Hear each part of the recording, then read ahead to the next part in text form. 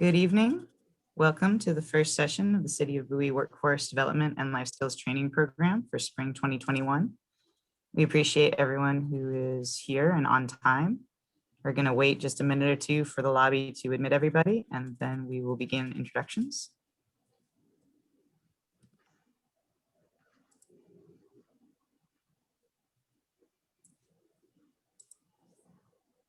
All right, good evening, everybody. Thank you all for logging on for the first session of the City of Bowie Workforce Development and Life Skills Training Program for Spring 2021. My name is Kay Starr. I'm the program coordinator for this program. And with me this evening are the director of the grants office, Mr. Jesse Buggs, and from Bowie Youth and Family Services, Tia Younger and Karen Katrinik, who are going to be presenting about life skills this evening. I'm now going to turn the floor over to Jesse Buggs to do an introduction and to introduce a opening video that we have for you guys. Thank you, Kay. Good evening, everyone. I see we still have some who are coming in, so that's a good thing. But good evening. As Kay said, my name is Jesse Buggs. I'm director of the grants office for the City of Bowie. I want to welcome you and thank you. Say how proud I am of you for taking the initiative to gain more knowledge and information to help you succeed in life. We have some great information for you and very knowledgeable and experienced trainers and teachers. Special thanks to Bowie Youth and Family Services for joining us in this program effort. I also want to give a special thanks to Dr. Bro, who's president of Bowie State University, Dr. Barton, who's the dean of the School of Engineering at Morgan State University, Dr. Hall, who is the executive vice president for University of Maryland Medical System, and also to the University of Pittsburgh Life Skills Program. These are people that you will hear from throughout the program while you're here over the next few weeks. Now I will turn it back over to Kay Starr as we introduce Dr. Aminta Bro, president of Bowie State University, who will at this time give a welcome and greeting to you.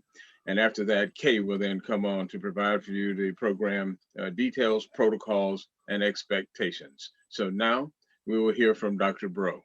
Thank you and enjoy yourselves.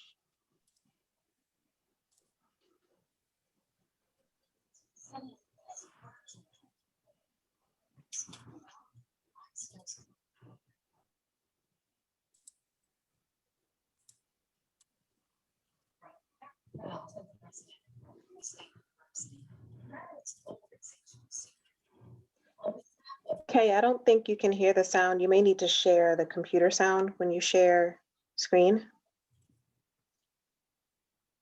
So when you share your screen, you have to select share sound. Okay.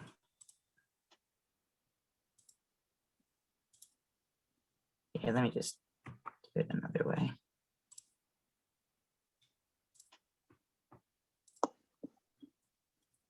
I apologize, everyone. Yeah.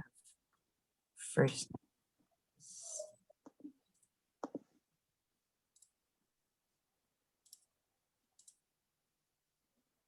All right, can you guys see the video now? Yes. Okay. Still can't hear. Still can't hear it? No, we can see it just fine, just can't hear it. I think you have to, when you select share screen at the bottom, there should be a little button at the bottom, little box at the bottom of the screen that says share computer sound. Mm-hmm.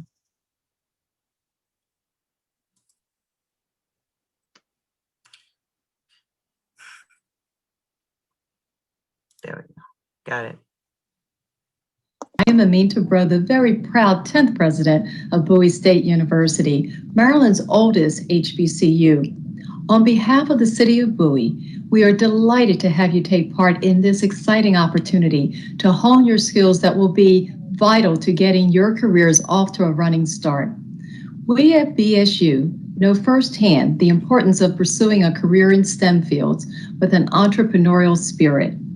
BSU is the only HBCU in Maryland to offer students a business incubator directly right here on our campus, the Bowie Business Innovation Center, to help entrepreneurs kickstart their ventures. And our Entrepreneurship Academy has also become an integral part of arming our students with the knowledge and confidence essential to creating new businesses. We take great pride in our emphasis on entrepreneurship and innovation, both of which happen to be cornerstones of this workforce development and life skills training program. Over the next few weeks, you'll learn valuable skills that will put you on a path to success inside and outside of your career. These skills will be important to preparing you to approach challenges innovatively and with greater flexibility. Career planning and preparation may seem daunting at first, but we are here to help you. Knowing how to manage goals, time, relationships, and even money are important to building blocks for a fulfilling career.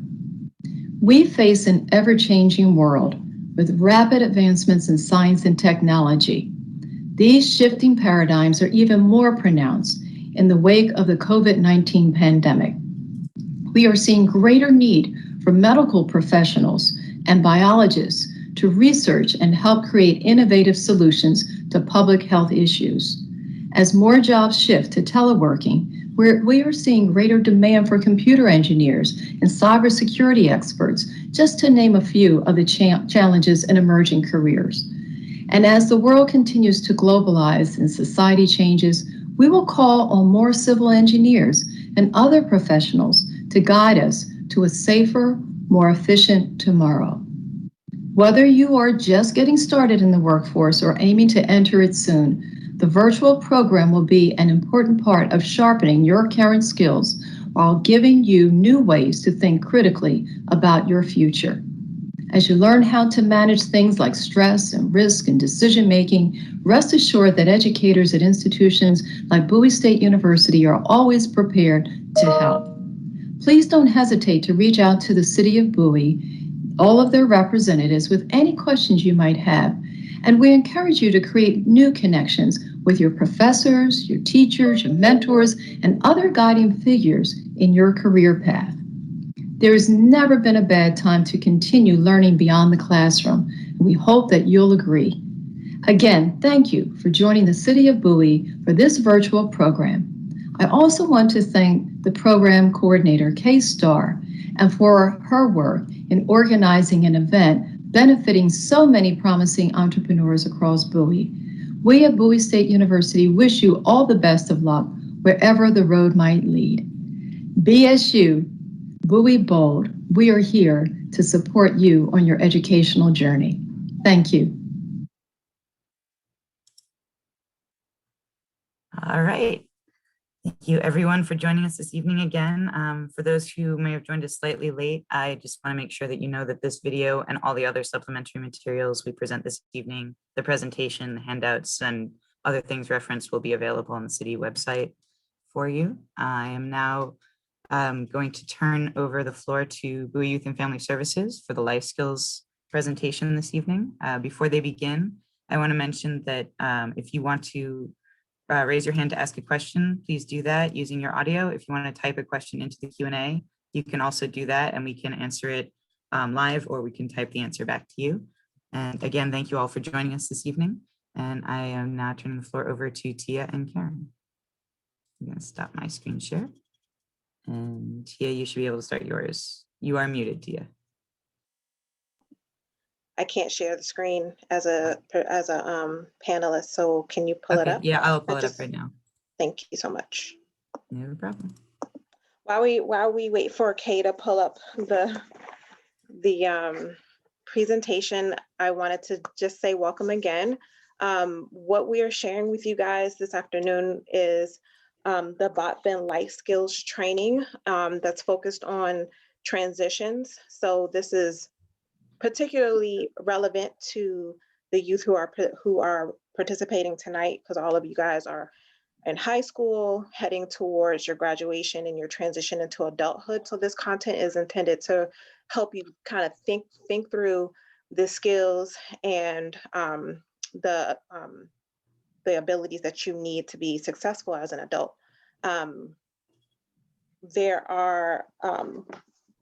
I wanted to just also kind of give you guys a heads up that, can you go to the next screen, please, Kay? Yep. This is intended to be a very participatory training. Kay, can the participants unmute themselves, or are they muted? Like They're can they muted for talk? now, and I can unmute them if they raise their. Okay. There are going to be so this content is intended to be participatory. So for you to ask questions and respond. And so we're going to do our best to pause wherever possible and ask Kay to unmute everybody so that we can get your input and your thoughts about what we're talking about. There is a student guide that everyone needs. It looks like this. I know that several people weren't able to pick their materials up from City Hall before today. So there is a link to access the materials in this book. That's the link that you see on the screen. It's tiny.1/lifeskillssg, SG for student guide. So please use that link if you don't have the physical book, because we will be referencing it. And this content is intended to be delivered over the course of an hour. We have, over the course of an hour for 6 weeks, we've condensed it and modified it so that we can to present to you guys with the time that we have with you for in this format.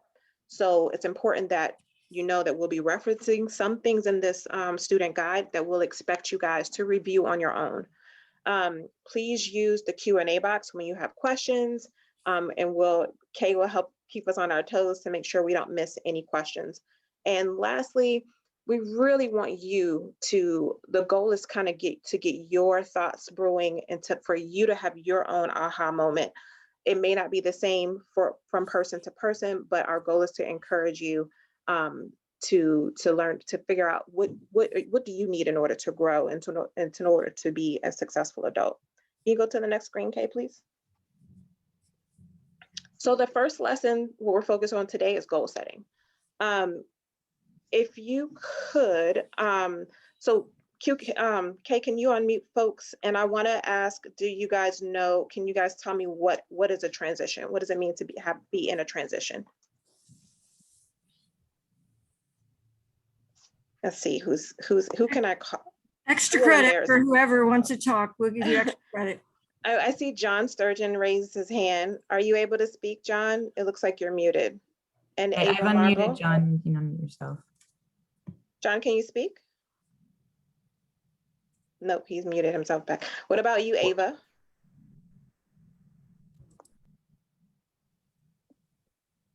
Ava or John? Or Ariel? Or you can type it in the chat, in the Q&A. Okay, yes, I can unmute myself. Okay, hi. Hi, tell me your name. My name's Ava Marble.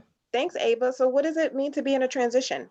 So I think to transition would be from going from one thing to another and I guess working towards another goal or step. Absolutely, I love that. Moving from one thing to another. In your student guide, the definition they give is a passage from one phase of life to another. That involves developing new roles, responsibilities, and relationship, and is usually characterized by challenges and opportunities. So I want you guys to think about specifically about the transition from high school to adulthood. And I want you to tell me give me an example of a goal that you might have related to moving into adulthood. So some examples that they give in the student guide are getting a job, attending college, what we also have on the screen, graduate from high school. So those are taken. So can someone give me another example of a goal that you would have related to transitioning to your being independent as an adult? So this is where you raise your hand, unmute yourself.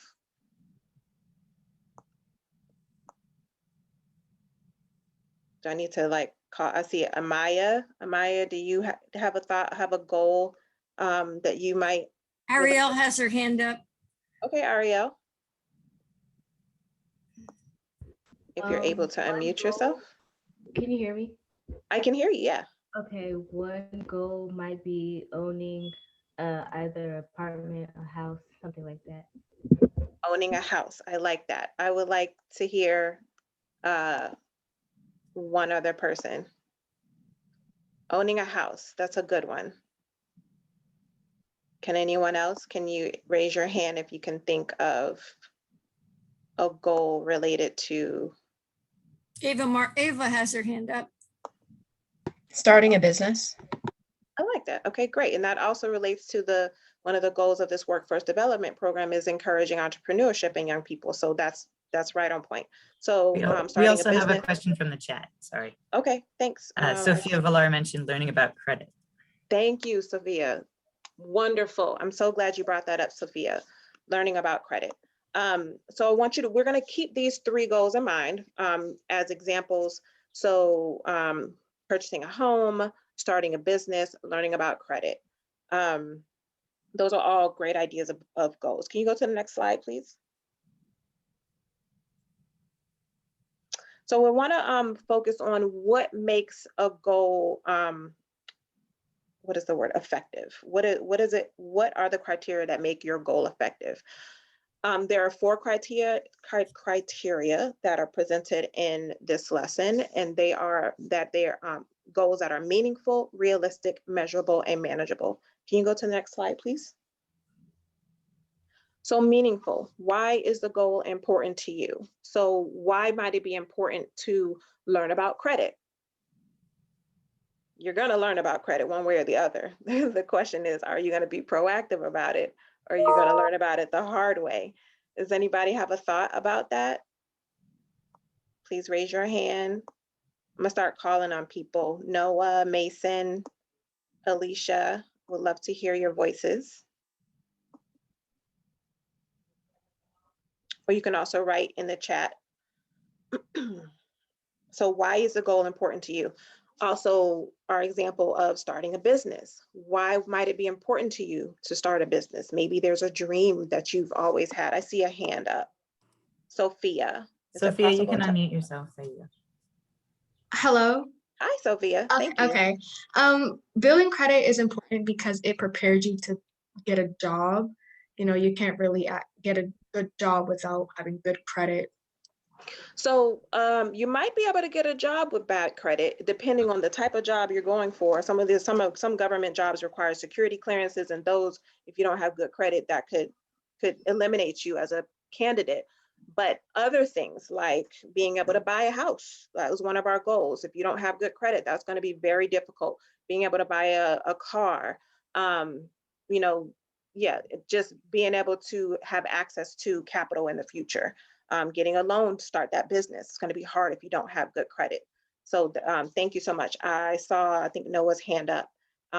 So the point of this is making sure that the goal is important to you. That's also a good thing to keep in mind at this age, because a lot of times some of the adults in your life might be saying, you should do this. It should be your goal to go to college. It should be your goal to get a good job. And I'm sure all of us adults are well-meaning, but it's important for you as you move into adulthood that the goals that you set are important, are meaningful to you, not just, you know, things that other people put on you. Can you go to the next slide, Kay? Sophia, I still see your hand up. Feel free to unmute if you, okay. Okay, is the goal realistic? So we are, I'm sorry, you guys, I just realized that for some reason my computer is not charging. And that's not a good thing. Let's see. What's the problem? So, okay, we're good. It wasn't plugged in all that time. Realistic means, could you actually make it happen, or is it more like a wish? Is it something that you could, is it concrete and achievable, or is it something that would take like 10 or 15 years? Right, Tia? And yeah, absolutely. Thank you. Sorry about that. Thank you, Karen. But also just saying learn about credit, that might seem like really big and kind of unachievable, or buying a house may seem like very unachievable. And so that's where like, in order for that goal to be realistic, you got to break it down into smaller steps. So learning about credit might be a good first step to building your credit. And also learning why credit is important could be a good first step. Or also kind of taking a course or a class on how to own a home could be a good first step. So it's important to make sure that your goals don't just stay these lofty visions, but you break them down into manageable pieces that are actually realistic for you to achieve in the moment. Can you go to the next slide, please, Kay? Measurable. So what is going to happen and when? And do you have the resources you need to make it happen? Is there any of our participants right now who have great credit? You can't see my hand. Raise your hand if you have great credit. Okay. Or raise your hand if you can go buy a house like in the next month. So these are things that, like, do you have any idea how long it takes? So similar to the manageable, similar to the realistic criteria, making your goal manageable involves kind of getting an idea of what's required and figuring out what you need. And if you don't have what you need, figuring out where you can get what resources, where those resources can be attained, so that you can get an idea of, you know, when am I going to get this done? So let's say I'm going to learn about credit by the end of 2021. At least I will know about credit. That's realistic because you have, you know, wait, it's April. You have 8 months to just to get the knowledge you need about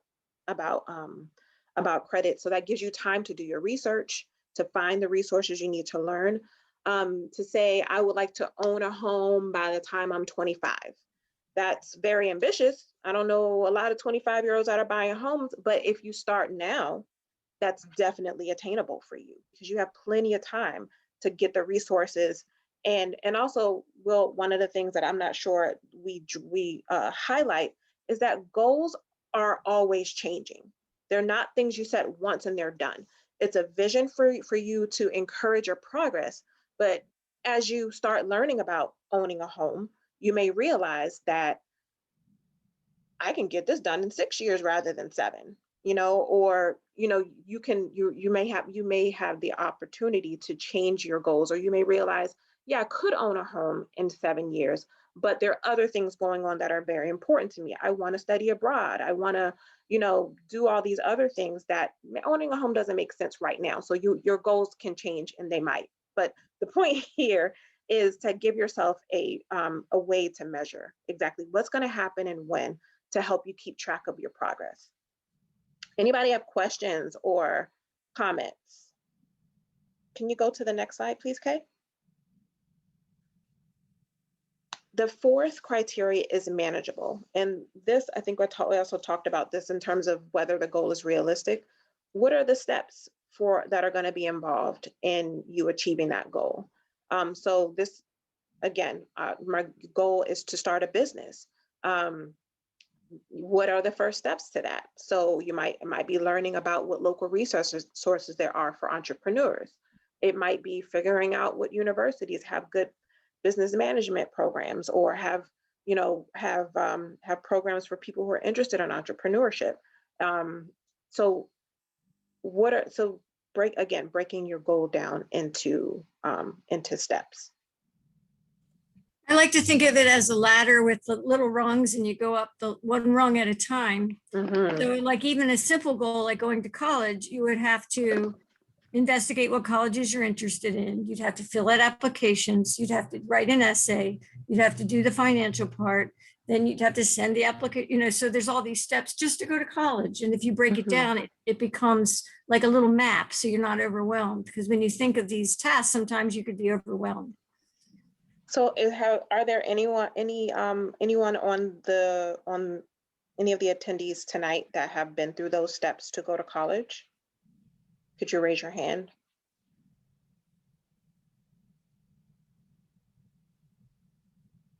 No, nobody who's had to apply for financial aid and submit your application and write your essay and all that stuff.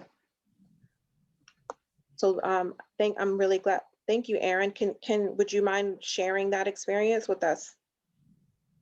Can you unmute? Hey, Aaron, can you? Yeah, I got it. Applying for financial aid and FAFSA, it's it's not really long, but it's for me, it was kind of confusing because it was just a lot of words to read and stuff, and you have to be very thorough when you're doing that type of stuff, because this can actually help you, make college affordable, and like, so you can be able to pay for it. But like, the process was not that bad. it, you know, it depends on what type of school you're kind of go to, because that stuff can actually like hold you back and make you have debt. But like if you're not getting or borrowing too much money, then it can actually benefit you in a good way. Right. Did you have a plan did you know, like find out when the FAFSA was due or when your schools needed the information by? Yeah, like all my schools, like they told me they had deadlines for when they wanted me to submit the FAFSA. So like when I use my school, my high school, like we had this app called Score and this other app called Common App, and like they'll have like different schools on the apps, and it will tell you like what schools uh had their deadlines for submitting FAFSA to them and stuff. So like that was my plan. And like the schools that weren't on those apps like Common App and Score, like on their websites they would have like the deadlines for submitting FAFSA and stuff, so you can get a financial aid for their schools. Right. Thank you for sharing, Aaron. So yeah, so it's a really good example of and a really relevant example to our attendees tonight, of a situation where it's really important to have a goal and a plan, to think ahead about, to investigate the schools you're interested in applying to understand when their deadlines are, figure out how to apply for financial aid, to get your essays written and decide, are you just gonna use a Common App? All of there's a lot involved in applying to colleges. So it's a good opportunity for our attendees to start thinking about these criteria and setting some effective goals. Can you go to the next slide, please, Kay?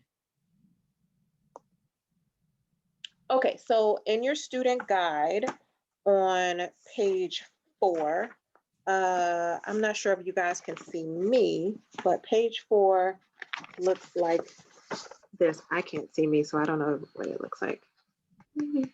Oh, there it is. It looks like this. It's a chart. And the purpose of page 4 is to practice what they're calling sharpening your goals. And basically it is just breaking your big goals down into your long-term goals down into shorter term goals. So I'm going to use the example of starting a business, or no, we'll use get a job in my field since that's on your screen. So that is, if, for example, get a job in your field was your long-term goal, then we want to break it down into 2 shorter term goals. So in the example of get a job in my field, the 2 goals could be write your resume and attend a job fair. So what activity C wants you to do is to break that long-term goal down into 2 short-term goals. And then for each of those short-term goals, comment on how that short-term goal is meaningful, realistic, measurable, and manageable. So, okay, let's look at if our long-term goal is to get a job in your field, and the short-term goal is to write your resume. How is that meaningful? Can anyone raise your hand if you can answer how that short-term goal is meaningful? John, Kay, can you unmute John? John, can you unmute yourself? Yeah. So how is that short-term goal of writing a resume? How is that meaningful to you?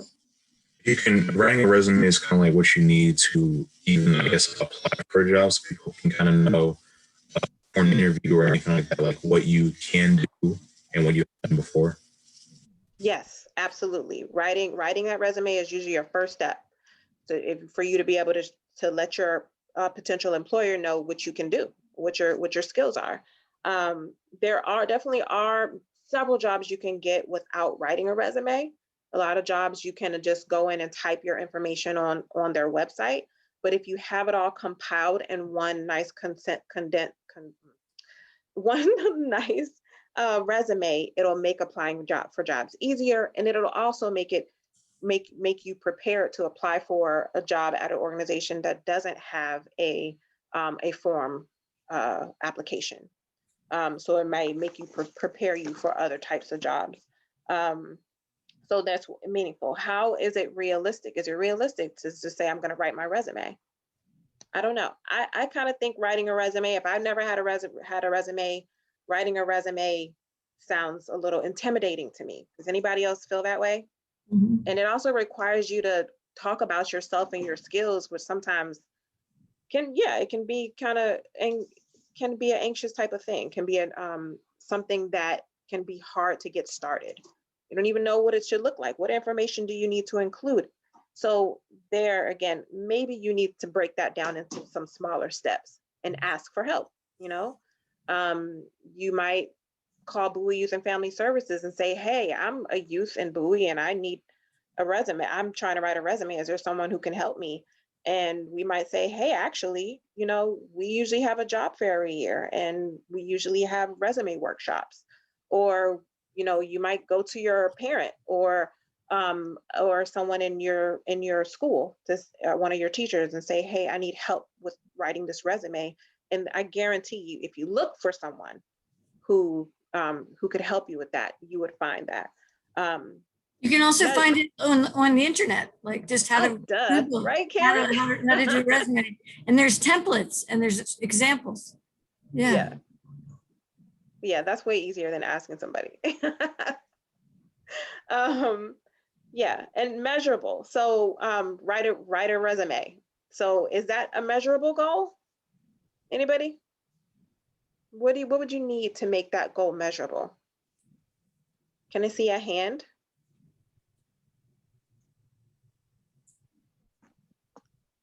Anyone? How would I be able to measure writing a goal? Noah, can you unmute yourself? Yeah.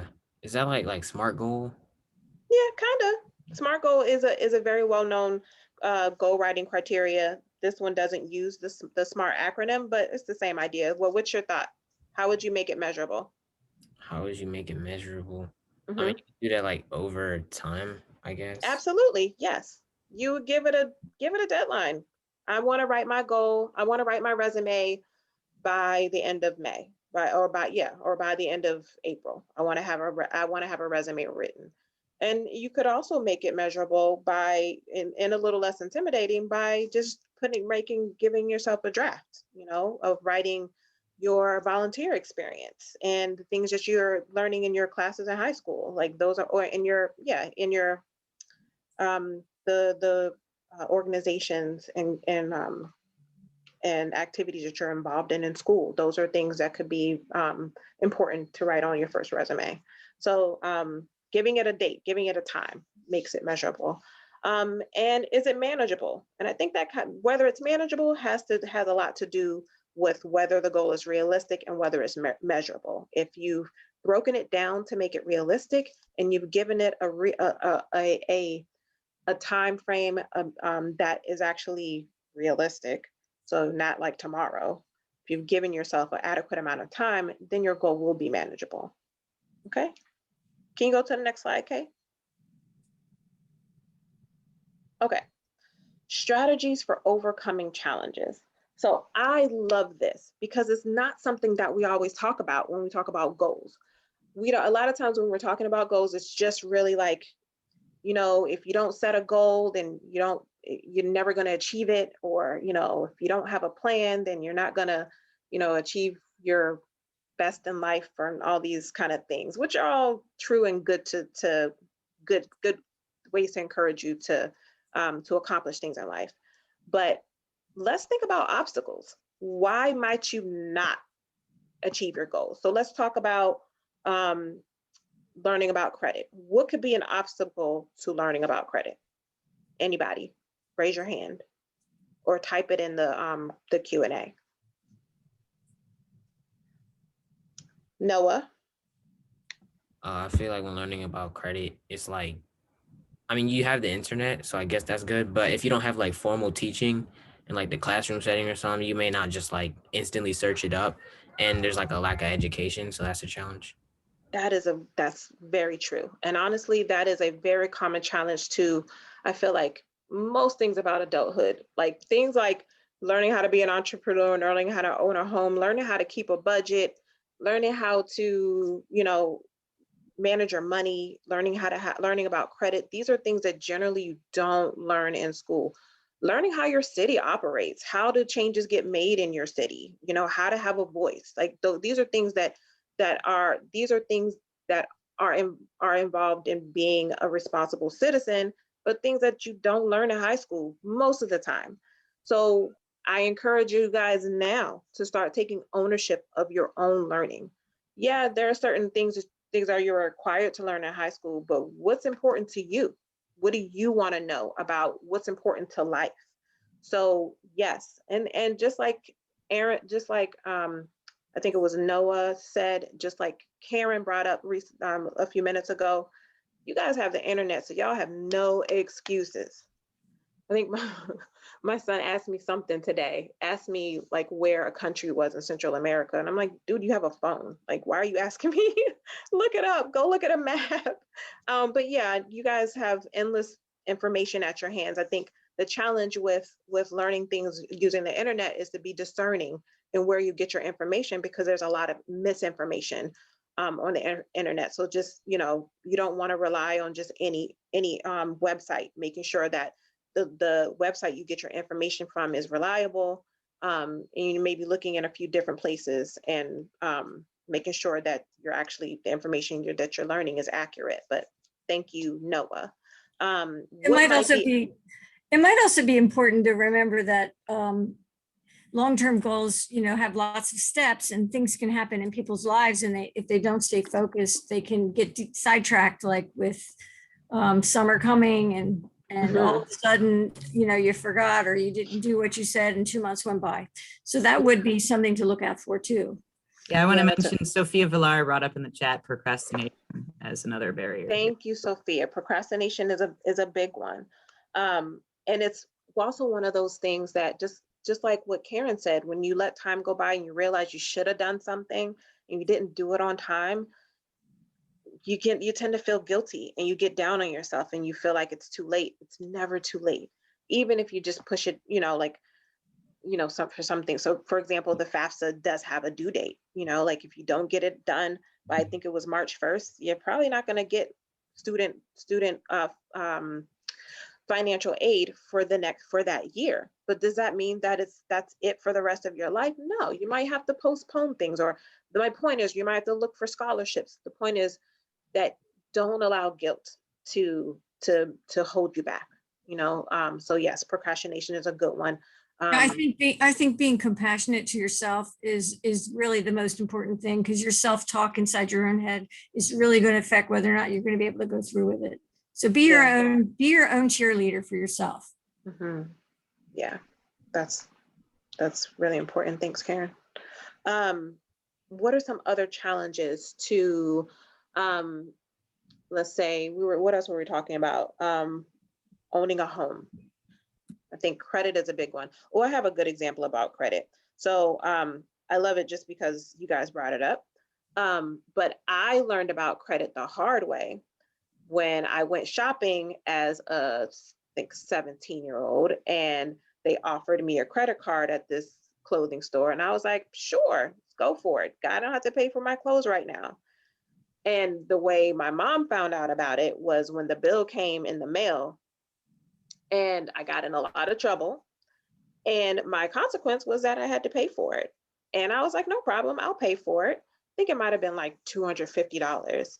And I did pay for it. But what I paid was the minimum payment, which I thought was fine, until I realized that that minimum payment also includes interest.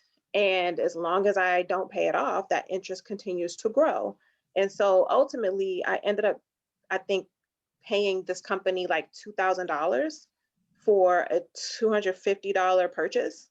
So that's how I learned about credit, which is how I hope that none of you guys learn about credit. And that's because that's one of the first obstacles I can think of to owning a home is not having good credit. Try and think what else. Anything, any other obstacles? What else can you think of anything, Karen, that might be an obstacle to achieving Well, you might one of have these a goals? job and you might want to be, you're happy that you're making money, and then all of a sudden you take a lot more hours on and you want to make money, but then you're forgetting to do the other things that you promised you would do. So you kind of have to keep a balance so that you can stay focused on your goal too. Also families, something could happen in your family and that you can't help. So you'd have to change it. Emergencies arise. Mhm. Yeah. Yeah. But again, like Tia said, it's fluid. It's constantly shifting. But if you just, think of it like, I always think of it like going across the Grand Canyon. There's no way you could jump across. You'd have to kind of like, take your time and walk through it. So it's okay. It's all okay. Right. And you can have fun even when you're doing it. Mhm. So the point of this, the reason why I think this is really important to the process of goal setting is, if you think at advance, what are some of the challenges that I might face? What are some of the obstacles that I might face as I pursue this goal? If you think about those things in advance, a lot of times you'll already have a plan for addressing those challenges when they arise. So, and this is a step that a lot of people don't consider. And when they face an obstacle, their goals just fall apart. So I want to encourage you guys, just like Karen said, to be compassionate with yourself. Think ahead about some challenges, use your resources, talk to people. A lot of people, nothing's new under the sun. A lot of people have been where you are. And think ahead about how you might overcome some challenges. There are also like a whole list of strategies for overcoming challenges that I'm not going to read, that is on page 5 of your student guide. I'm not going to read it because you have it and I want you to read it on your own. Can you go to the next slide, please? Okay. I think we've already talked about this. What are some strategies that can help you overcome? How would you employ them? Who can you depend on? I like who can you depend on. None of us is an island. And so I hope that you guys should all have some people in your life who can support you in reaching your goals. I think that's also important as you go through your life, through your, pursuing your careers and your goals. You should look for people who are successful in those areas and learn from them. Don't be afraid to say, hey, how did you do this? No, I'm trying to do, I want to go where you're going. How did you get there? Do you have any advice for me? You never know when those type of questions might lead to a job. If you can be, what's the word? The word is not bold. If you can just not be scared. A lot of people are scared to approach people who they don't know. So I would encourage you guys have Bowie State right down the street. If there's something you want to study, call up a professor like, hey, I see that you're doing this great work. I would love to learn from you. You never know. Worst case scenario, they could say, sorry, I don't have the time to talk to you, but why don't you talk to this person? You never know where things like that might lead.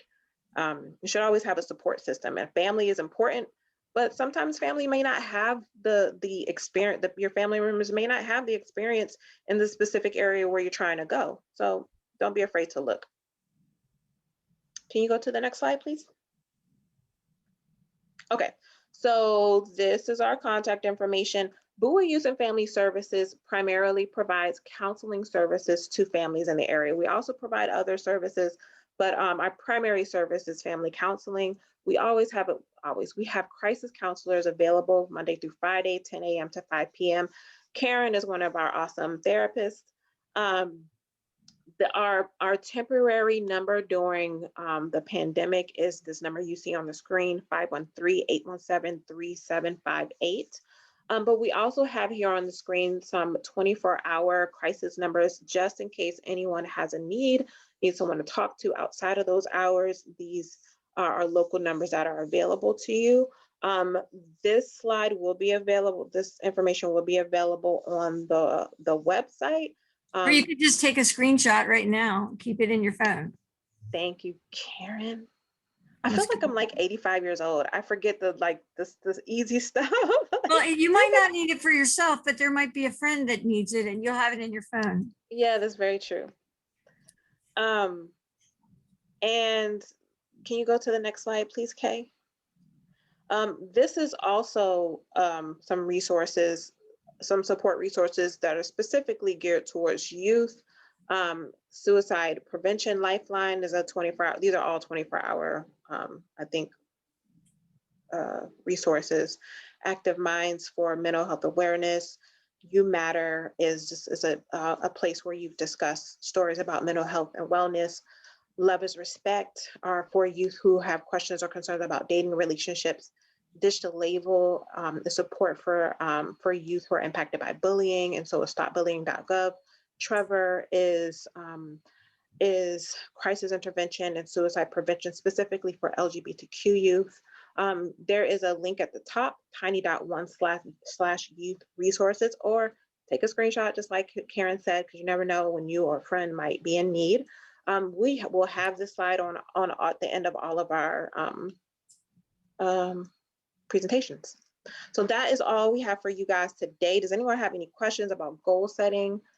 Oh, I have one other thought that I like to share is I would love for all of you guys to just write down one goal and put it somewhere where you can see it every day. Just have it in your eyes. If you even better, get a picture of something that represents your goal and put it somewhere where you can look at it every day. So that's your homework for next week. And it could be something little like turn my phone off and go to bed earlier, or drink more water. Because if you're healthy, if you're healthy and your body's working well and you're getting enough sleep, it's going to help you function better.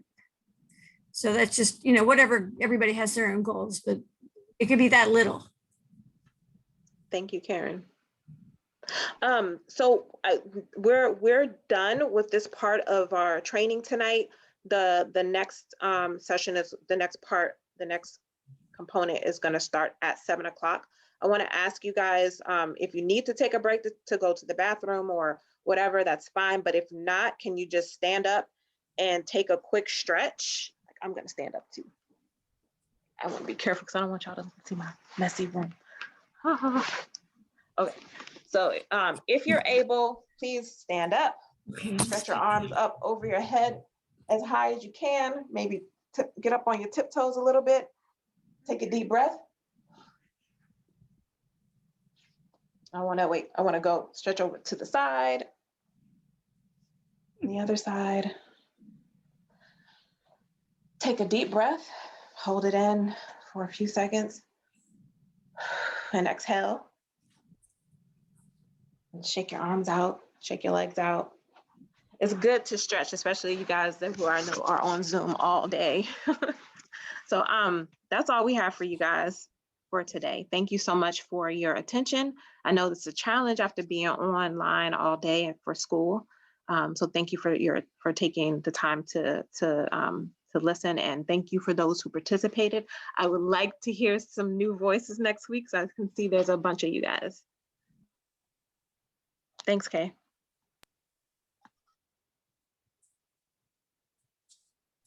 Okay, everyone, as Tia said, we are going to have a break now until 7 p.m. It is 10 minutes to 7 now, so feel free to get up, take a glass of water, walk around. If you have any questions or comments for me or the other panelists, feel free to make them now. And we will reconvene at 7 to talk about cybersecurity with Dr. Daryl Stone from Bowie State University. Mom, it's almost nighttime.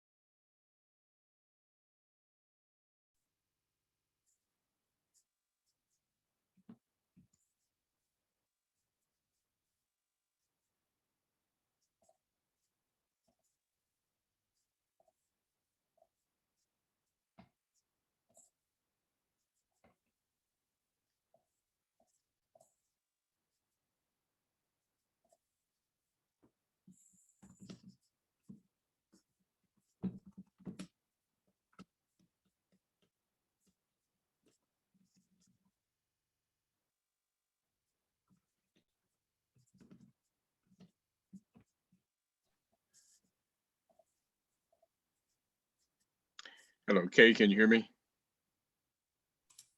Let's see. Yes, I can hear you, Jesse. Yeah, I will go ahead and introduce the video for Doc. Okay, just one sec. Let me open up that presentation.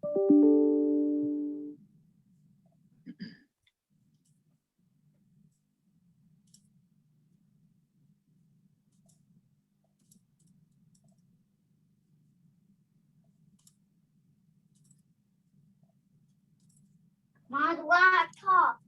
It's about the laptop.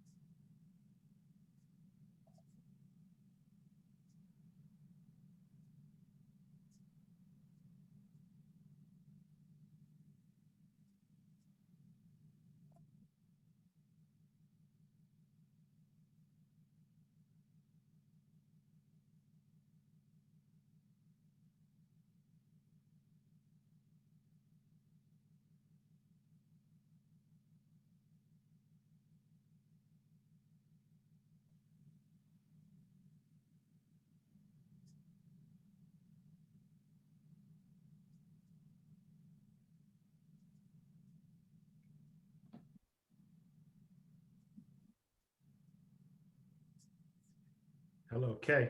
This is Dr. Stone. Can you hear me? Hi, how's it going? Sorry, I had to bring my toddler downstairs real quick. Okay. No worries. Just wanted to let you know that I'm here. Thank you. All right, it is almost 7, so we will resume in just a second. Okay.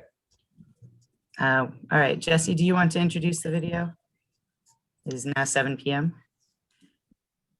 Yes, welcome back, everyone. Hopefully you've had an opportunity to stretch a little bit and relax and transition between your life skills goal setting presentation, and you're now ready for your first presentation in our STEM part of the program. STEM, as you know, stands for Science, Technology, Engineering, and Math, and we're going to have an excellent speaker that's coming up here shortly, Dr. Stone, who's over at Bowie State, but who was a superstar, and we're always happy to have him back. So right now, before Dr. Stone comes, we're going to actually introduce you to a video. Kay, can you move the cursor off of the video? Thank you. Okay, thank you. What we're going to see now is a video that was provided of comments that are being given to you from actually a very good colleague of mine. Dr. Oscar Barton is a graduate of, we have degrees from the same engineering school, that is Howard University School of Engineering. And he has gone on to become the first African-American dean of the Mechanical Engineering Department for the Naval Academy, and done a few other things that he'll talk to you about here shortly. But now he is the dean of the School of Engineering at Morgan State University in Baltimore. A very renowned and esteemed international engineer and scientist. And now we'll hear his welcome comments for you.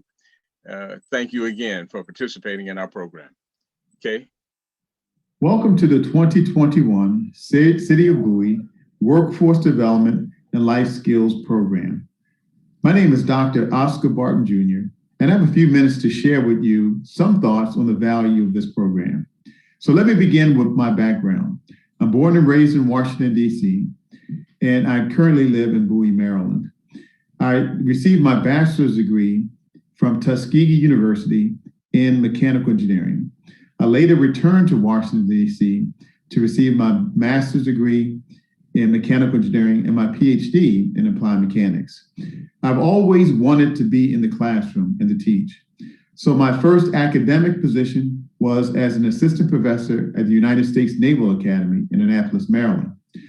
Later, I rose to the rank of full professor, one of only 3 in my division of engineering weapons, and I led the faculty as the department chair for 4 years. I had the unbelievable opportunity to leave the U.S. Naval Academy and join George Mason University as its inaugural chair of mechanical engineering. I started that program in 2014 with 3 students and with 4 students and 3 faculty members, and grew the program to just over 430 students and 18 faculty members when I chose to leave in June 2020. Why did I leave? Because now I think I have my dream job, the job that I've always wanted, and that's to be the dean of a school, and now I'm the Dean of the Clarence M. Mitchell School of Engineering at Morgan State University. I would love to be in your position right now. There are so many opportunities in STEM. But when I think about STEM, I also add another acronym to that. I add the acronym CPR. What do these letters stand for? C stands for curiosity. Right now, you have the opportunity to learn so much, unbounded in terms of your education. And the fact that you're part of this program indicates that you have the curiosity about learning something new. P stands for passion. Be passionate about anything you choose in life. There are activities in which you try, and there will be activities which you enjoy. Those in which you enjoy the most drive your sense of attention. And R stands for risk-taking.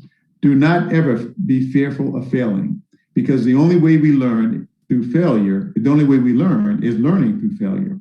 So when I think about STEM, I also think about CPR. There is a tremendous world awaiting you, and you're just beginning it with the program that you're now enrolled. Best of luck to you, and I wish you well in your all endeavors. Thank you.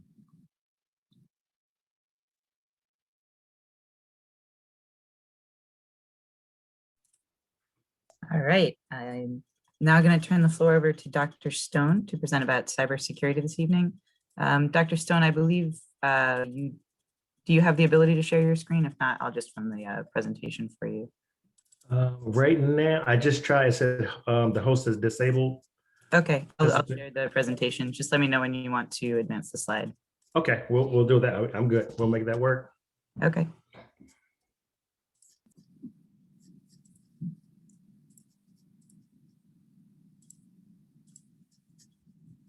And again, anyone who has questions or comments, please just raise your hand and I will unmute you, or you can type it into the Q&A and we will answer in the chat. And please feel free to make any comments or questions as the presentation continues. And Dr. Stone, anytime you're ready. Yes, and yeah, anytime you have any questions, just feel free to jump in. My name is Dr. Stone, and I am a professor over at Bowie State University. If I can go back just a little bit, I was a student long time ago at Friendly High School. So I'm right here, Prince George's County. Not necessarily born in Prince George's County, but lived here a long time and still live here. So after Friendly High School, I went to Bowie State University as an undergrad, and I got a master's degree scholarship at Bowling Green State University, and that's in Ohio. And then from there, I was very fortunate to get another scholarship and was paid to go to George Washington University, and that's in Washington, D.C. And that's where I got my doctorate. And I've been working at Bowie State University ever since then. And I guess it's getting up there now. It's been 26 years, 25 years, something like that, losing count. And so I'll say right here in the beginning, my email address is dstone@bowiestate.edu. I'll share that at the end as well. If you have any questions about Bowie State University, cybersecurity careers, anything, shoot me an email. We'll set up a Zoom meeting. That's what I've been doing these days. That's how I meet my students on Zoom. Actually, I got one this right after we meet today at 8 o'clock. I got to meet a student at 8:05. So my name is Daryl Stone, Dr. Stone, and I'm going to talk to you tonight about cybersecurity, careers, and how you can fit in. If that is of interest to you. There are plenty of jobs out there for you, and I'm going to talk about that. And then I guess the last 15 minutes or so, and Ms. Kay, you can keep me on track for that. We will do a Kahoot and have a little fun. Everyone's familiar with Kahoot. If not, just go to kahoot.com and I'll give you the PIN number and we'll play a little Kahoot quiz. All right, we can go to the next slide, please. Well, here's the official agenda. First thing I'll talk about is what is cybersecurity. So we'll go over cybersecurity in general, give you an overview. After that, I'll talk about why do we need so many cybersecurity professionals. And again, I've already alluded to that. We'll talk about the STEM gap in general, the fact that we need many of you in all areas of STEM. And the dean just talked about that, STEM. And then we have overview of careers in cybersecurity. There are quite a few. There was a handout And I will have a slide that sort of summarizes the handout that was made available to each of you. And then we'll talk about some of the benefits of the careers in cybersecurity. One of the big ones, of course, is money. Each year my students come to me and they want to get out of Bowie State so quick and make all that money. And it's there, it's waiting for you, but you got a little bit of work to do. You gotta go to these classes and pass your classes, and then the money will be there. And quite often I have students that will leave and go part-time because they start making money after their freshman, sophomore year. And then the last thing I'll talk about is getting started in cybersecurity. And I know everyone caught that last word there, F-R-E-E, free. There are things out on the internet that you can go and you can teach yourself a lot of the topics that will get you started in the area of cybersecurity. The next slide, please. All right, so what is cybersecurity? Well, in a nutshell, cybersecurity is protecting your computers, protecting the network, and another big one is protecting data.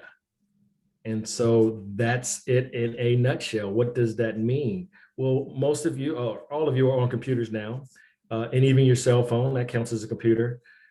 We want our computer up and running well, 24 hours, 7 days a week. All right. When we're asleep, when we wake up, some of the first things we do these days is we jump on that cell phone or we jump on our tablet, our computer, and we're checking emails and social media and all that good stuff. Who wants to wake up and their cell phone's not working, their computer's not working? You would have to fix your own computer if something happened. However, a network administrator would have to fix a computer if you were working at a job. But then there's also cybersecurity specialists, and we'll talk about some of those jobs that help out in this area. It's similar to, if you look at the third bullet point, we'll skip number 2 for a second. It's similar to securing a house. While you do have maintenance people to help keep the house clean and fix something in the house, you also need security for the house. You need to make sure that no one can walk through the front door or get in without a key, or we're leaving windows open. And so it's the same exact principle with cybersecurity. We want to keep our computers bolted up, locked down, secured in facilities where no one can just walk off the street, walk through the front door of the building, get on the elevator, come straight into the computer room and log on computers without using a username and password. That's horrible security. We need folks like you to make sure that that's not going to happen. All right, same thing with networks. We don't want anyone at home logging into the networks across the street, across the state, across the country. We don't want anyone to be able to log in into our systems and have access to our data, for example. And I tell my students, I teach a lot of the database classes, that data is information. Information, they say, is power, and power is money. And so it always leads back to that money. And so this can cost companies lots of money. And I have a slide that alludes to how much money can be lost and why companies are willing to pay cybersecurity folks so much money is because you're protecting them from paying out so much money to fix when computers get broken into. Some of the key terminologies for cybersecurity. You've heard this before, CIA, in reference to the Central Intelligence Agency. Well, we have a CIA in cybersecurity, and that is confidential, integrity, and availability.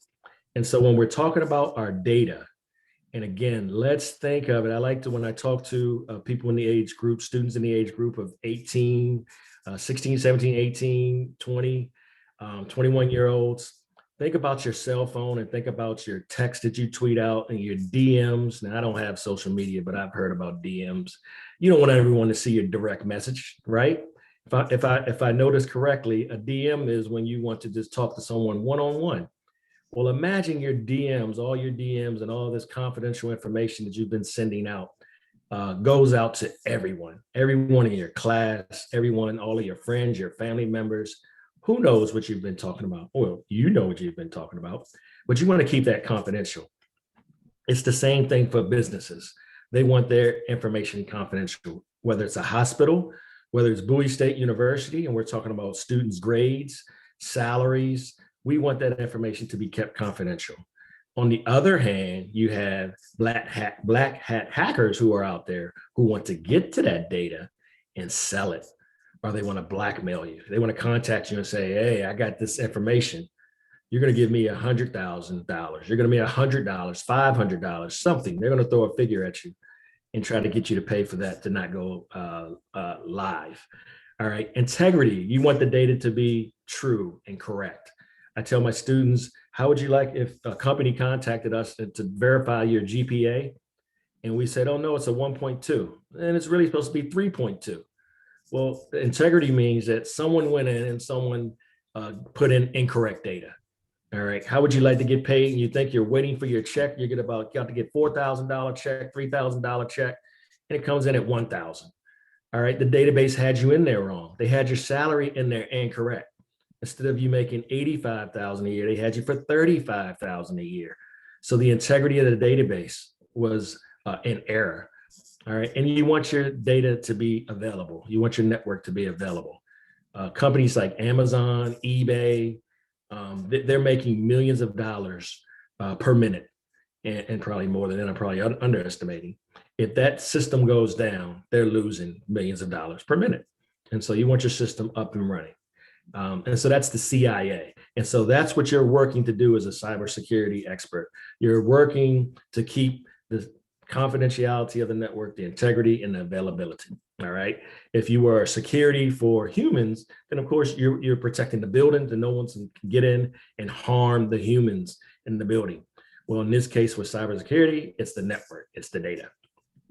All right. One of the things you got to do as cybersecurity expert is you have to look at the risk, the threats, and the vulnerabilities.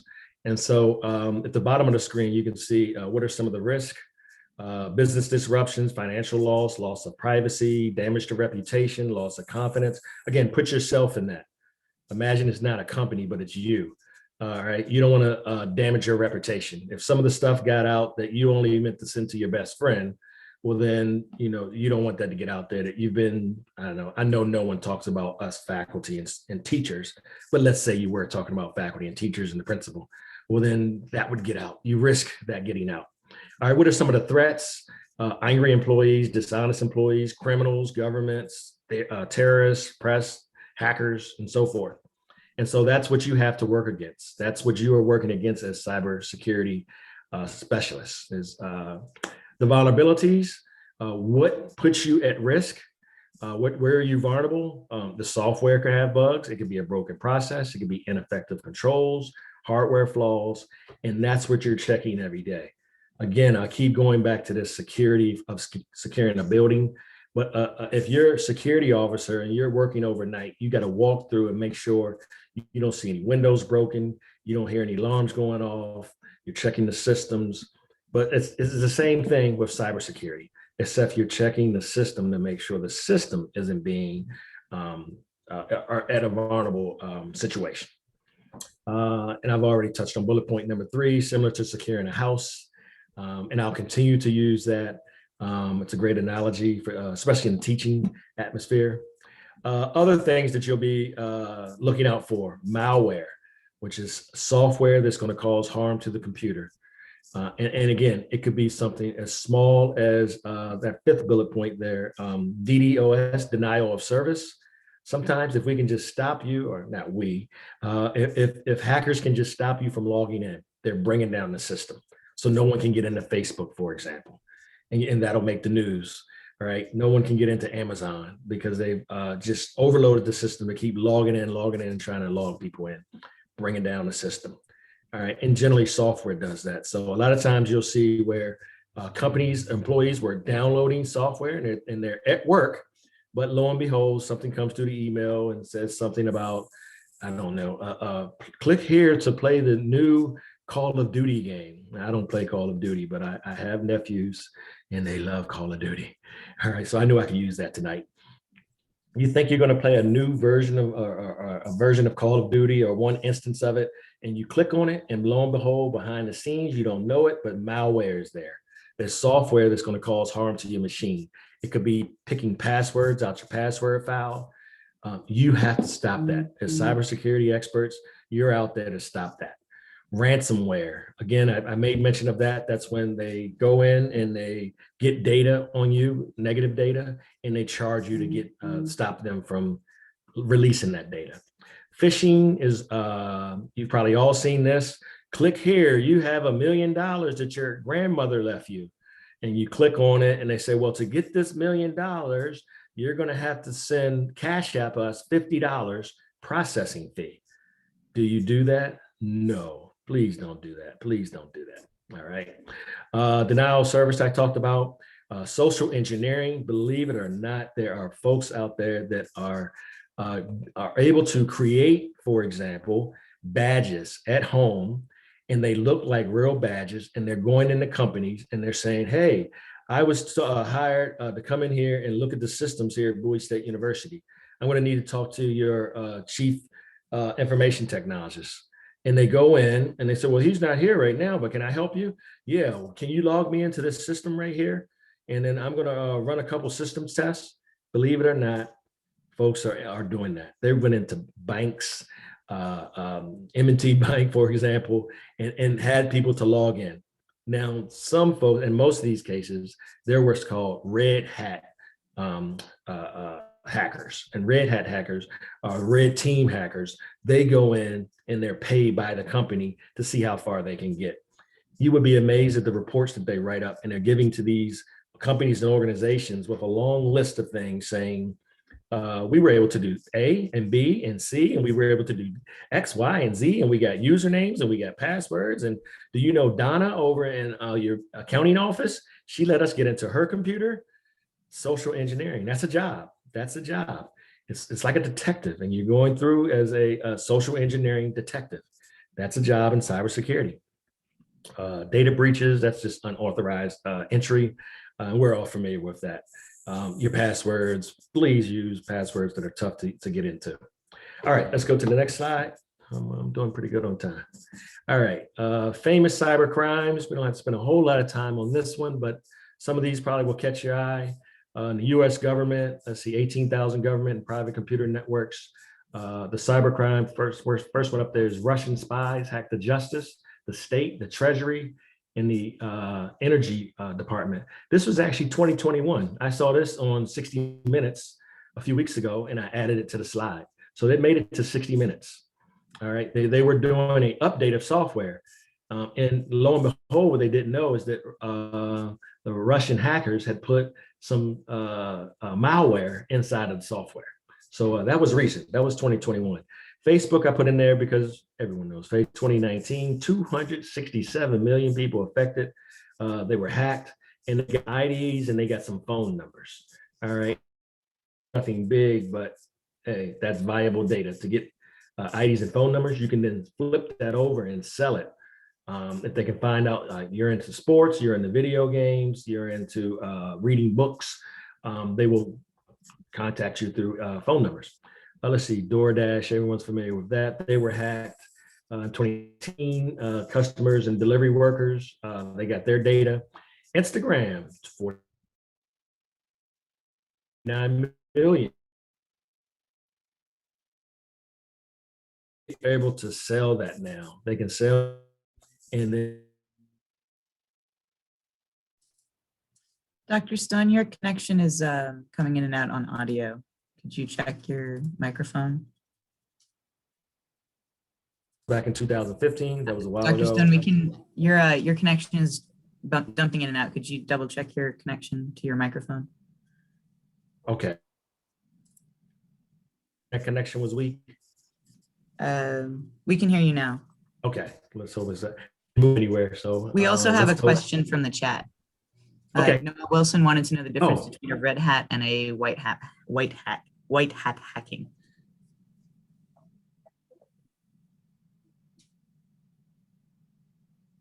Dr. Stone?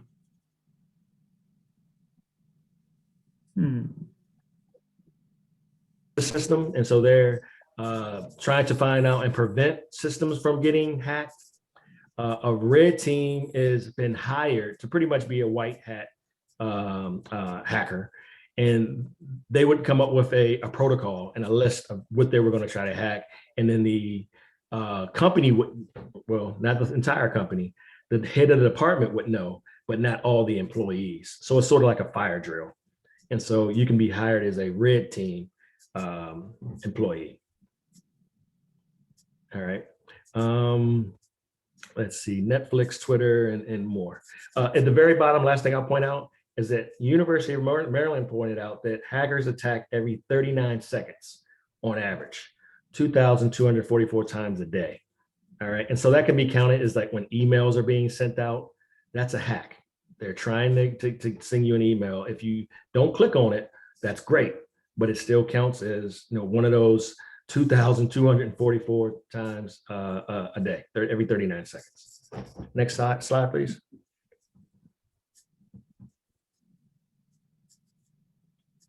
All right, I added this slide, the impact of COVID-19 on cybersecurity. Read a couple articles and put in there because most everyone, a lot of people are working from home. That's added another complexity. It's one thing for employees like myself. I haven't been on campus to teach at Bowie State University in a year, all right, almost a year and a month, a year and a week. And so I've been teaching from home. And so when I access any files from home, from Bowie's network, now my DIT department, Department of Information Technology, they have a extra task. They got to make sure that my machine is a friendly machine, that my machine doesn't have malware trying to get information from Bowie State, because they're going to let me and my machine get on because I'm a professor on campus. But now, again, cybersecurity folks are needed because that's another layer, the computers that are coming from home. Same thing with video conferencing. Like we're doing now, we have a Zoom conference and people are coming, students, workshop presenters, we're coming from different areas. And so it's the same thing with those companies. We're using third-party software, Microsoft Teams and Zoom. And so we're depending a lot on them to have the cybersecurity layers on their side that are going to make sure that everyone is protected involved. And so it also works the other way around. You don't want to participate in a Zoom and come to find out it broke your machine. All right. If that were to start happening, trust me, that would be all. So Zoom and Microsoft Teams and these video conferencing services, they had to, again, do more in the area of cybersecurity. The other thing that has come out in the last year is hacktivism. All right. And that's hackers and you got to look at it from a political point of view. And so it's almost like cyber hate crime. And so attacking Republican websites or Democratic websites or NAACP and Black Lives Matter, hacking their website, or just posting hate crime messages on a website. Just like in building, going to churches and spray painting on churches. Same thing is going into and hacking a church's website, and you go into the church website and they have, whatever there is they're writing on churches. Imagine that being on their website. That has to be protected against. That's cybersecurity. All right. At the bottom, I'll read that the coronavirus pandemic has created new challenges for businesses as they adapt to operating model in which working from home is the new normal. Companies are accelerating their digital transformation, and cybersecurity is now a major concern. All right, next slide, please.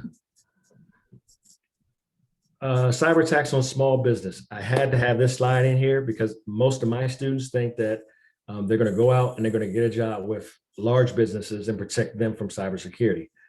Small businesses get attacked more. It says cyber attacks now cost companies $200,000 on average, putting many businesses out of business. With 43% of online attacks now aimed at small business, a favorite target of high-tech villains is the small business.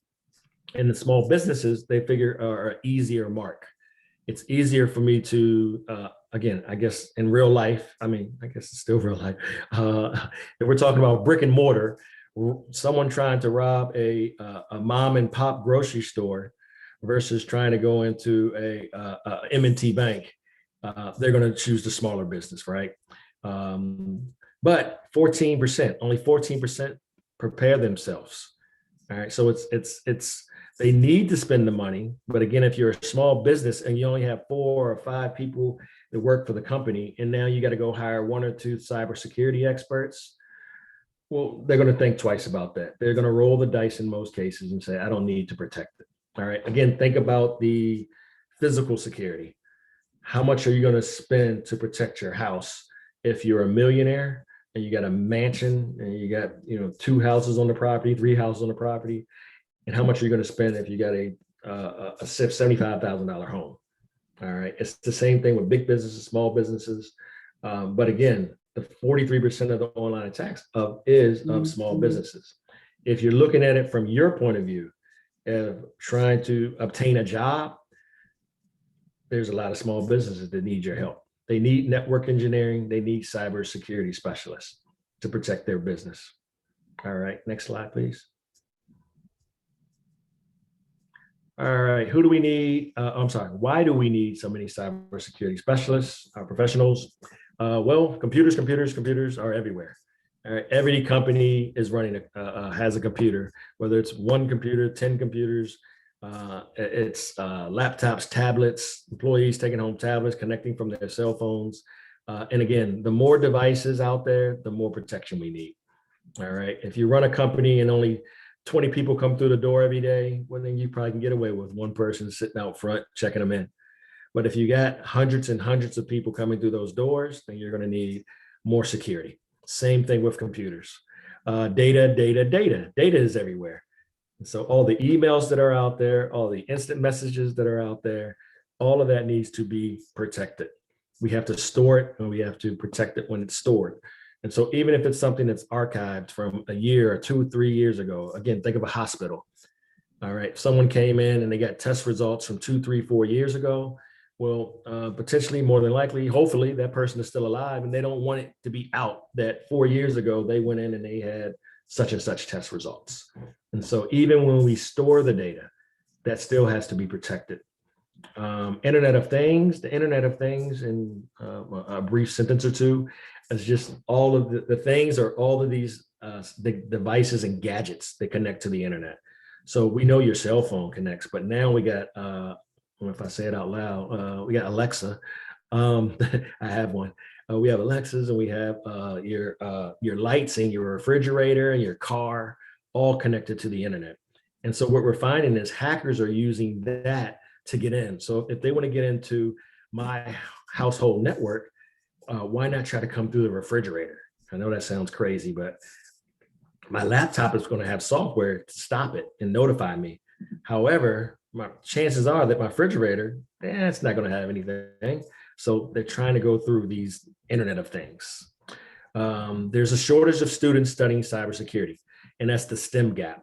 So if I was in person, I would have my hand like low to the ground. Like this is how many people or students are studying STEM. And this is one of the main reasons that Ms. K and the program exist, is that we need you. We need you in STEM. If it's not cybersecurity, then pick another area in STEM. We need you.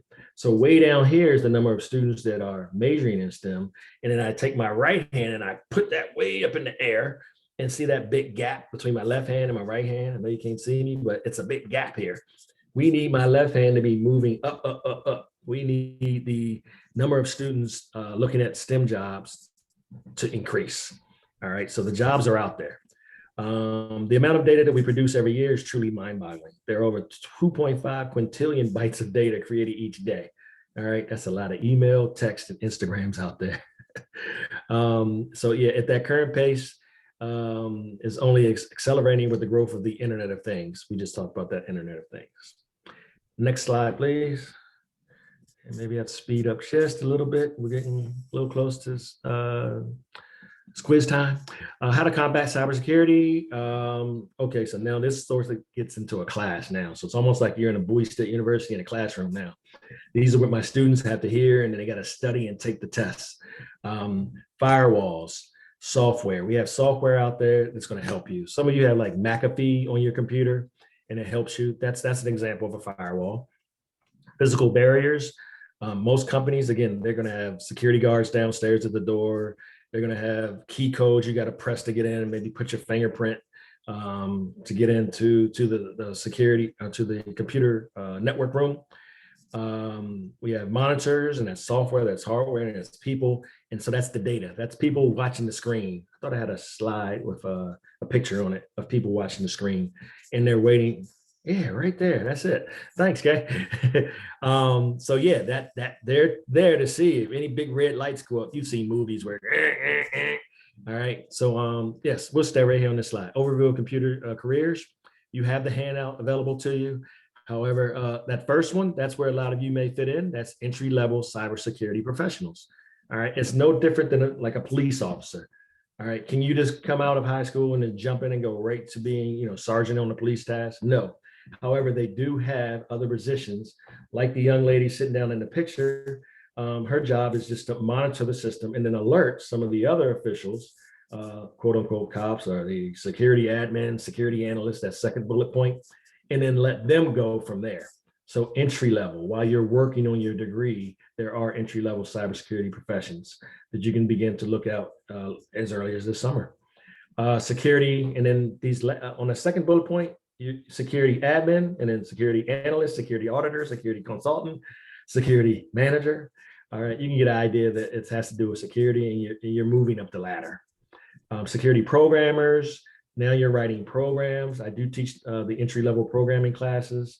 Those are tough. They're like solving puzzles, but we teach that. We'll work with you and get you to expert level as a programmer. But security program, we do need folks to write scripts, to check the system, to monitor the system. Penetration testing, here we go, that question, red team and blue team. And so we have competition, hacker events that Bowie State, the Cyber Club, we have a cyber squad and a cyber club. The cyber squad goes to competitions and they compete. And sometimes they'll be the red team, and the red team is trying to attack the system. And then the next day, so most of the time they spend the night, it's like an overnight thing. And then the next day, we will be the blue team. And then maybe Morgan State will be the red team. We came in third place a week ago, believe it or not. Virginia University was first, Penn State was second, and little old Bowie State was third. So we've been talking about that on campus for a little while now. We're proud. That last bullet point, cybersecurity sales and business development. Let's say you're good in sales or business. Take that knowledge that you have in business and transfer it to cybersecurity. We need you to go out to these companies and sell the software and such. Next slide. Benefits. So here's my sales pitch. All right, benefits and careers. The big one is always salary. All right, 45,000 and up, your entry level. It may be a little less than that entry level, but I always tell students, an entry level, just take it as though you're getting paid to be in class because you're learning. All right, it's fine to make 45,000 or 35,000 while you're in school, and then when you graduate from a Bowie State or Howard University, as Dean mentioned, University of Maryland College Park, now you're making that 125,000 plus. So it takes some time. I know in this day and age, everyone wants to, I want to make that 125 next year. I want to make that this month, Dr. Stone. Yeah, I do too. I want that 125 plus too. All right. You can be a consultant when you get to this level. And now you're making way more than 125 and you're your own boss. That's the third bullet point. You can be your own boss and you can employ others. A lot of responsibility there. Again, that would take some time. The workplace environment, well, last year, it meant a lot to say you can work from home.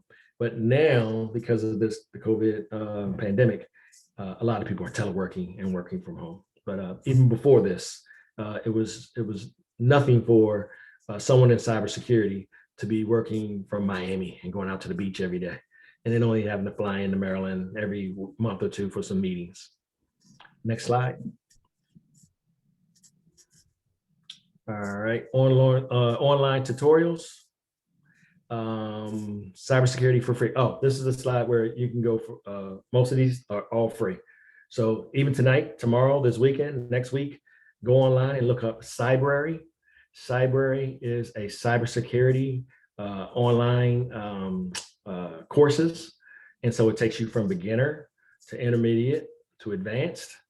YouTube videos. You can right now, in my family, not only my students, but my family always says, you're always talking about YouTube and something or Googling something. I mean, I can't help it. I'm a teacher, but we YouTube and Google everything else and look up everything else. But you can look up cybersecurity and learn a lot on your own for free. Online universities, the Khan Academy, for example, has free online classes. Universities such as Harvard, they have classes out there. I don't know if they have for cybersecurity, but just to give you an idea of some schools, the benefit for them is if you go there and you take a certificate class, for example, and you're impressed with that, then you may actually enroll in their university. Certification training, again, that's out there. You can get certificates for going through. And of course, I couldn't let this go by saying that you could always come to Bowie State University and major in cybersecurity, and then pick cybersecurity for the whole department. All of our students in our department learn cybersecurity at the core. So your first 2 years, you're learning the basics of cybersecurity in a database. And then you pick a component with that, networking database, for example. Next slide. Any questions? Any questions?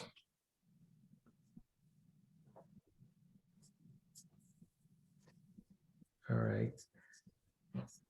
Kay, I just thought of something. The Kahoot, I may need to share the screen for that. Yes, I had also thought of that thing. I didn't think of it until we got to the second to last slide. Uh-oh. Let's see. So, okay, I know when I run it, I can go to participants and then click on more. But I don't know if you can do that. And when you go to participants, more, and then select me as a co-host. Sorry, I just made you a co-host. Perfect. It should work. Okay. All right, I will stop my screen share. All right, I think we're good.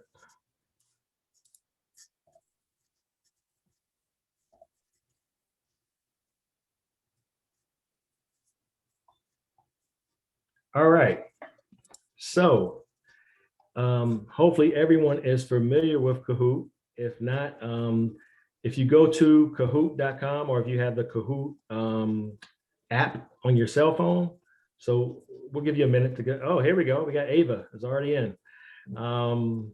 Elisha, thank you. So yes, when you go in, just enter the PIN 846-6381. Got Matthews joined us. Again, no rush. We have a minute or two to get everyone. And while people are logging in, if you guys have questions or comments or things you've always wanted to ask a cybersecurity professional, you have one at your attention right now. So feel free to type something in the chat or make a comment or a question. Yes, thanks. Okay. You're welcome, Dr. Stone.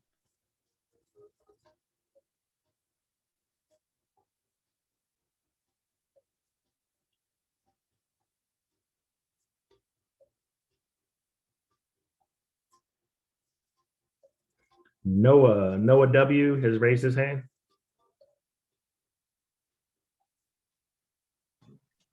Can you hear me? Yes, Noah, I can hear you now.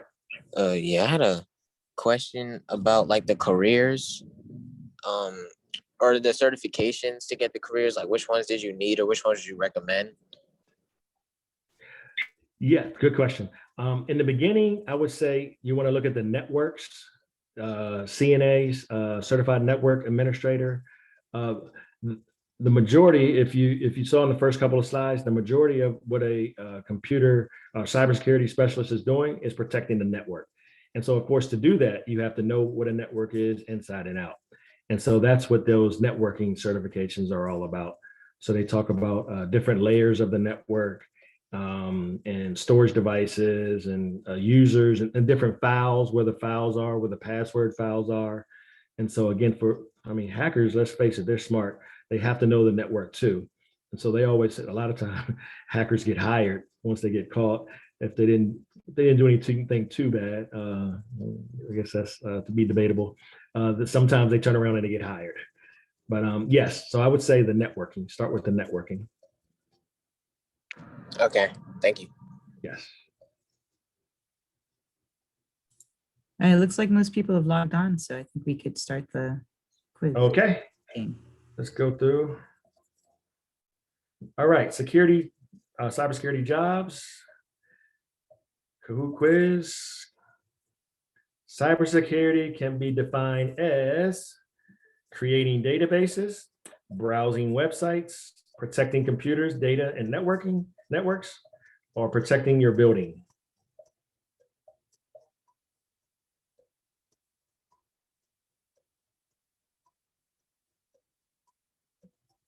All right, 3, 2, 1. All right, excellent. We got some cybersecurity experts already. Here we go. Protecting your computer, protecting data, and protecting networks. Excellent. So I guess with Kahoot, we got to see who got there the quickest. And it was Matthew. Matthew S, followed by Ava, and everyone's still hanging in there though. Matthew, H, John. All right, here we go. Next one, multiple choice. CIA stands for coding, integrating, and availability, confidential, integrity, and availability, coding, income, and available, confident, interplay, and access.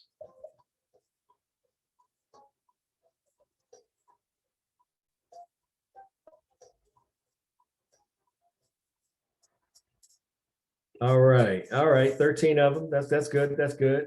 Yes, when we're talking about the data, when we're talking about our database, we want the data to be confidential. We don't want anyone to hack and get into our data and go worldwide. Integrity, we want the real world to mirror what's in our database. So again, the example I like to use is your GPA or your salary. That's things that's very important to students and to people. All right, if I'm down in the system for making 85, I want my 85. I don't want 35. So I want it to be truthful. And then available. We want our data to be available at all times. So yes, great job. CIA stands for confidential, integrity, and availability. All right, let's look at got some jump ups here. So Matthew H has jumped up right behind. Hey, Matthew S, 1851, Matthew H, 1802. Alicia's in there, 1795. Let's go next. Multiple choice. Which software is harmful to your PC? Malware, slimeware, bugware, your internet browser. All right, malware. Yes, malware is the software. Again, you don't want that even on your personal computer. It can shut it down, bring you the death screen, the black screen, bring it down. We don't want that. So we want to have software that's out there to protect it. And let's see here. All right. Everything held steady. All right. Still got the Matthews are up top. And we'll go next to another multiple choice. Risk is equal to threats times incidents, actions times hits, tables times vulnerabilities, or threats times vulnerabilities.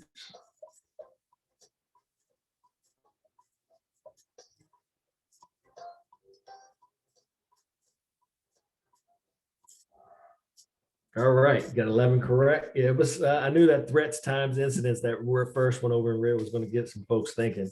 All right, but it's threats times the vulnerabilities. And again, what are the threats? And where are your vulnerabilities? Your threats could be your employees, believe it or not, and you might believe it. A lot of times it's an inside job, just like when banks get robbed, stores get robbed. A lot of times it's someone who worked there and they think they know something that can get away with it. Same thing in cybersecurity. A lot of times it's someone who works there and they say, hey, I can, you give me $500 and I'll change your grades.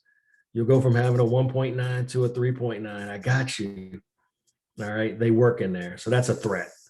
Vulnerabilities are just, what are you leaving? If you're just walking away every day and leaving your computer open with no username password needed, then hey, that's vulnerable. All right, we got a little shake up here, but the Matthews still stay up top. Then we got an arrow coming up. Who's that? Alicia, Maya, and Maxwell. Very good, coming up. All right, 43% of online attacks are aimed at universities, personal web pages, small businesses, Facebook.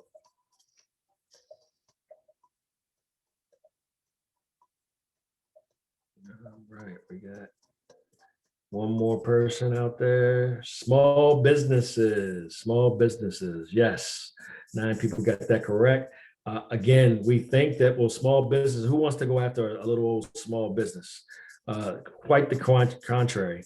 A lot of cybersecurity hackers, 43% on average, go at the small businesses. Oh, got a change at the top. The Matthews have changed place. Matthew S is up top now. Then Matthew H, Alicia Maxwell, Ava. Question 6. Which software protects our computer systems?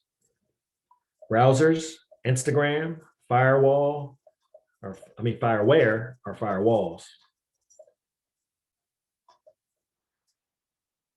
All right, firewalls. All right, even I got kind of confused there. Fireware and firewalls. Firewalls are, again, key thing to remember there, and that's that firewalls is a combination of software and hardware. All right, a lot of times students think that it's just software, but it's also hardware. The building, just having the building protected, having it that you have to be maybe password protected to get into the room or punching a code, that's all a firewall. All right, somebody's hot. Alicia's hot. All right, Matthew's still holding up top. I gotta put pressure on the Matthews. Number 7, we'll speed up a little bit. The first stage of the NIST cybersecurity framework is to identify. Is that the first thing you do? Do you detect, protect, or respond? All right, I know this will be a tough one. We kind of went over this kind of quick. I said my students, they have to study stuff like this and know this. All right, great job. Okay, I was worried that we didn't cover this in depth. We went over kind of quick, but yes, the first thing to do is to identify what could be the weaknesses. Again, I keep going back to the house, but you would have walk around the house, walk around the building, and identify what is that ladder doing right there that leads up to the window that's open? And that's the problem. All right, same thing with cybersecurity. Why is, again, Kathy over in accounting has this yellow sticky with passwords on it, her dog's name and her high school teacher. What is this? I can guess. That's a problem. All right. Uh-oh. Matthew S, Ava, and Maxwell. Uh-oh, the Matthews have to defend. Matthew H is still up there. All right, let's keep going. Got 10 minutes here. We're gonna, which job does not require a college degree? Security manager, entry-level cybersecurity professional, a cybersecurity administrator, or a red team leader?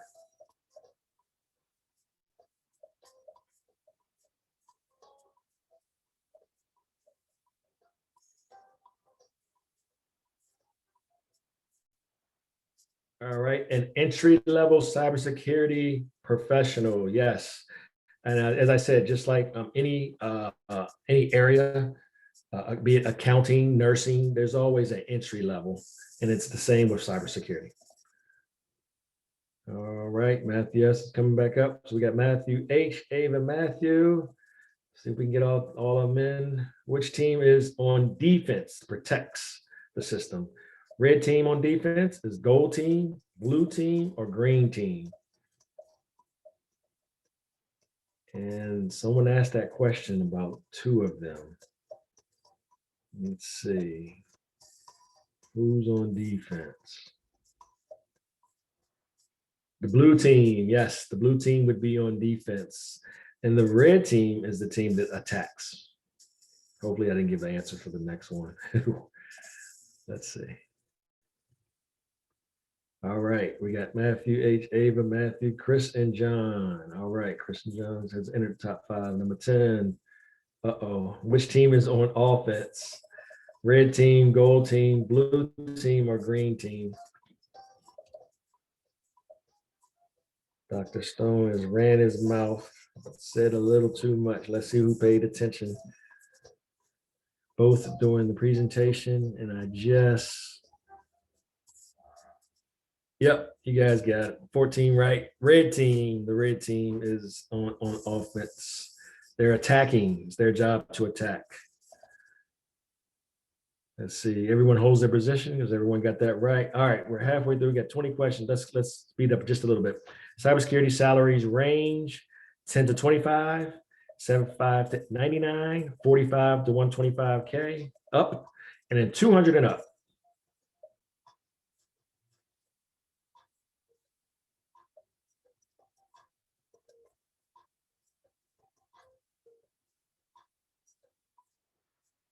All right, 45K. I figured most of you will remember the money. All right, let's look at this. We're going to speed up just a little bit so we can get through all 20. Everyone holds tight.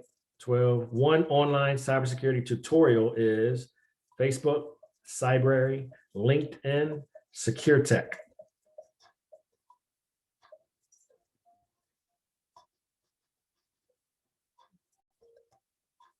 Facebook, Cybrary, LinkedIn, Secure Tech.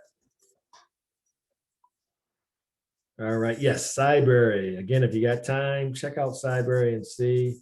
Again, it'll take you from beginners on up to intermediate and advanced topics. All right, Ava has made the move all the way to the top. Will she hold on? Got two Matthews right behind her. An online university is the Khan Academy, CyberU, Bowie State University, or Khan College.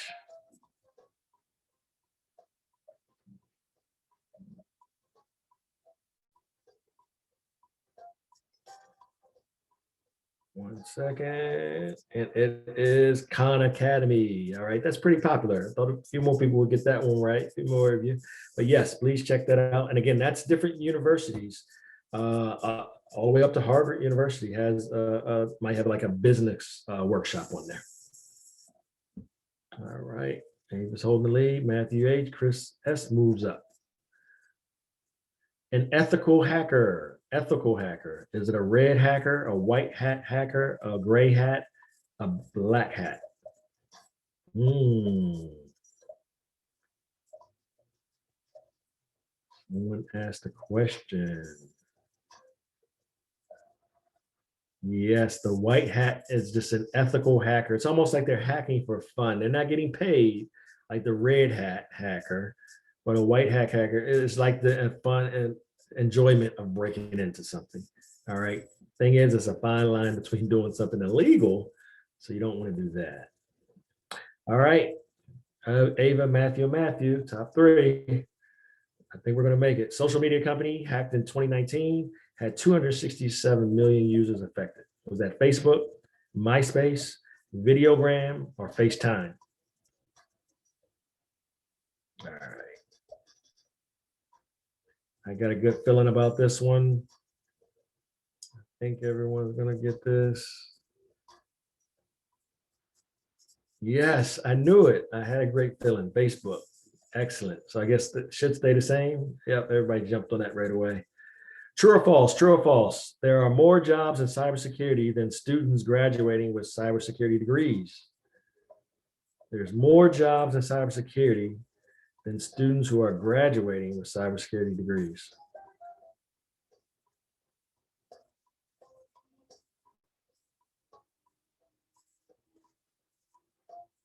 Three, two, one.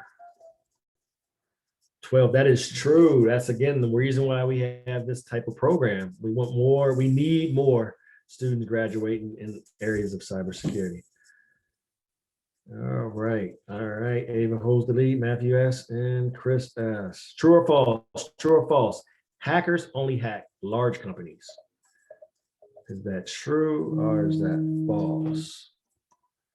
Is that true or is that false?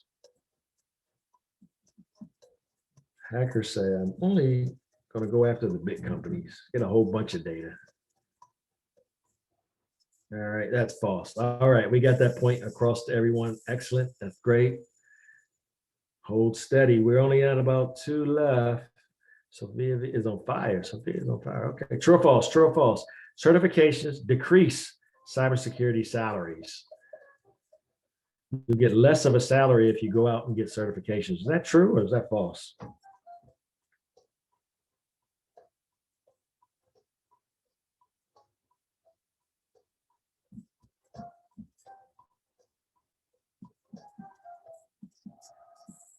All right, that is false. You actually get more money. You're more valuable the more certificates you get. So a lot of my students, they'll go out and they get certificates on top of their degree. They're just stacking that money, stacking it.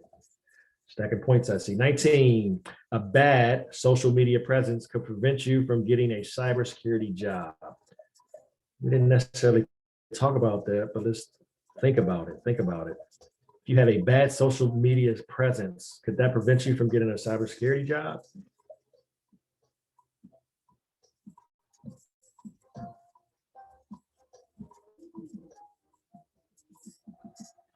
Yes, true. And this is most jobs these days. Please take heed.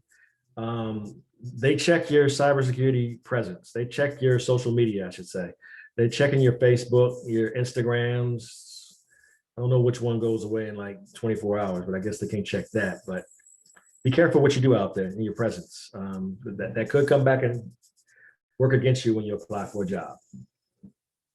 All right, Ava holds on, Matthew, Chris, and I think this is the last one. It is true, false, true, false.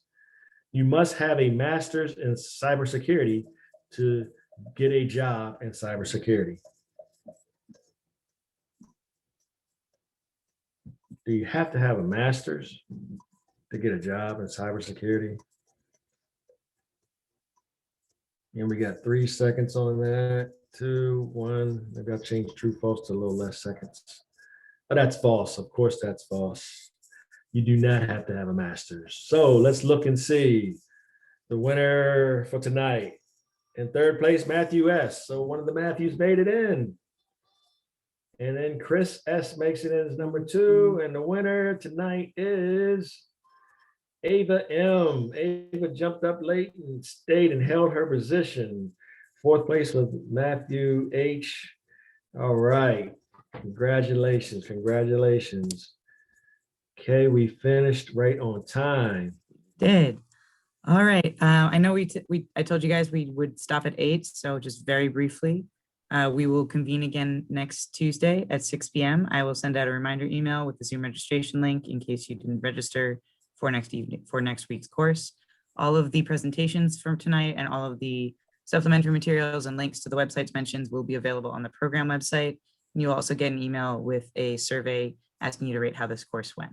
And we really appreciate you guys bearing with us for a little bit of technical issues this evening. And I think in the end, we got everything settled out. And thank you all for attending.